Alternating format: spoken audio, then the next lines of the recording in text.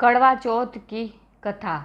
बहुत समय पहले की बात है। एक साहूकार के 7 बेटे और उनकी एक बहन कड़वा थी।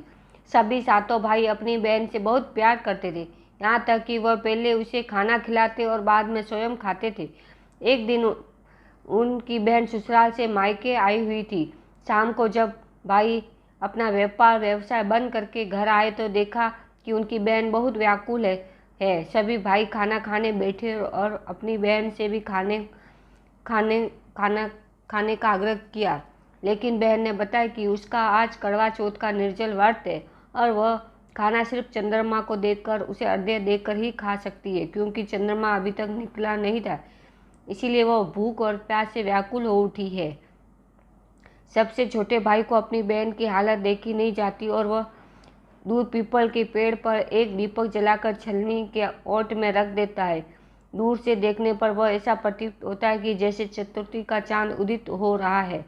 इसके बाद भाई अपनी बहन को बताता है कि चांद निकल आया है, तुम उसे अर्घ्य देने के बाद भोजन कर सकती हो।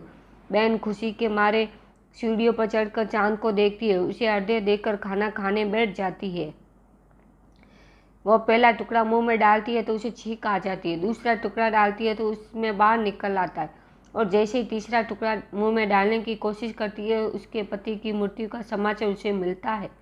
वो बौखला जाती है। उसकी भाभी उसे सच्चाई से अवगत कराती है कि उसके साथ ऐसा क्यों हुआ है। कड़वा चौथ का व्रत गलत तरीके से टूटने के कारण देवता उससे नाराज हो गए और उन्होंने ऐसा किया है। सच्चाई जानने के बाद कड़वा निश्चय करती है कि वह अपने पति का अंतिम संस्कार नहीं होने देगी। वह अपने सत्व से उन्हें पुनर्जीवित दिलाकर रहेगी। वो पूरे 1 साल तक अपने पति के शव के पास बैठी रहती है, उसकी देखभाल करती है और उसके ऊपर उगने वाली सुईनुमा घास को वह एकत्रित करती जाती है। 1 साल बाद फिर कड़वा चौथ का दिन आता है। उसकी सभी भाभियाँ कड़वा चौथ का व्रत रखती है। जब भाभियाँ उससे आशीर्वाद लेने आती है तो वह प्रत्येक भाभी से यम सुई ले लो, पिए सुई दे दो, मुझे भी अपनी जैसी सुहागिन बना दो, ऐसा आग्रह करती है, लेकिन हर बार भाभी उसे अगली भाभी से आग्रह करने को कह चली जाती है।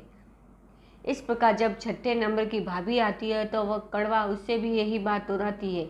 यह भाभी उसे बताती है कि चूंकि सबसे छोटे भाई की वजह से उसका व्रत टूटा था, अतः उसकी पत्नी में ही शक्ति है कि वह तुम्हारे पति को दोबारा जीवित कर सकती है, इसीलिए वह जब आए तो उसे पकड़ लेना और जब तक वह तुम्हारे पति को जिंदा न कर दे उसे छोड़ना नहीं।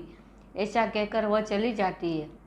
सबसे अंत में छोटी भाभी आती है। कड़वा उनसे भी सुहागिन बनाने का आग्रह करती है, लेकिन वह टाल मटोल करने लगती है। इसे देख कड़वा उन्हें जोर से पकड़ लेती है और अपने सुहाग को जिंदा करने के लिए कहती है। भाभी उससे छुड़ाने के लिए नोचती है, खसोटती है, लेकिन कड़वा नहीं छोड़ती है। अंत में उसकी तपस्या को देख भाभी पसीज जाती है और अपनी छोटी उंगली को चीर कर उसमें से अमृत उसके पति के मुंह में डाल देती है। कड़वा का पति तुरंत श्री गणेश कहता हुआ उठ बैठता है। इस प्रकार प्रभु कृपा से उसकी छोटी भाभी के माध्यम से कड़वा को अपना सुहाग वापस मिल जाता है। हे श्री गणेश, माँ गौरी, जिस प्रकार कड़वा को चिर सुहागन का वरदान मिला वैसा सब सुहागन को देना। बोलो कड़वा माता की जय, माता पार्वती की जय।